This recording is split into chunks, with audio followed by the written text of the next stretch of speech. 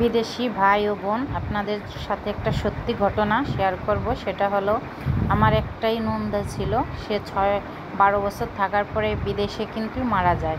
সেই বিদেশের থেকে আমরা নিয়ে আসি সেই লাশটা, তারপরে মাটি দিয়ে দিই গ্রামের বাড়ি। তার কিছুদিন পরে 4-5 বছর পরে তার ছেলেকে বিদেশ পাঠাই।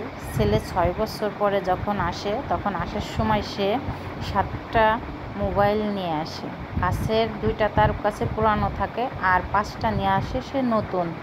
সেই 5টা ফোন, যে তার মা আছে, বোন আছে, বা বোনের হাজব্যান্ড আছে, 5টা ফোন কাউকে দেওয়ার জন্য সে গিফটটা নিয়ে আসে। একদম ইনটেক, প্যাকেটটা একদম খোলেই নেই। যখন এয়ারপোর্টে আসে তখন এই ফোনগুলা সে পুরাটাই রেখে দেয়। 5টা ফোন রেখে দিয়ে তার 2টা ফোন তার কাছে দিয়ে দেয়। বলে যে কালকে এসে ট্যাক্স ভ্যাট দিয়ে তুমি ফোনগুলো নিয়ে যাও। ঠিক আছে, আলহামদুলিল্লাহ। আরেকটা কাগজে লিখে দেয়।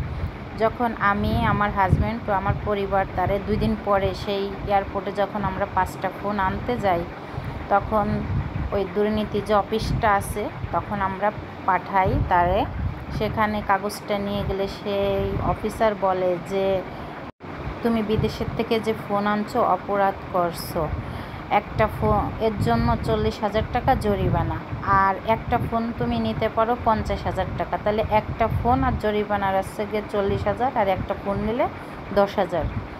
তাহলে 50,000 টাকা হইলে সে একটা ফোন নিতে পারবে, আর বাকি কোনো ফোন দেবে না। সেই জিদে সে ফোনগুলো সব দিয়ে আসলো।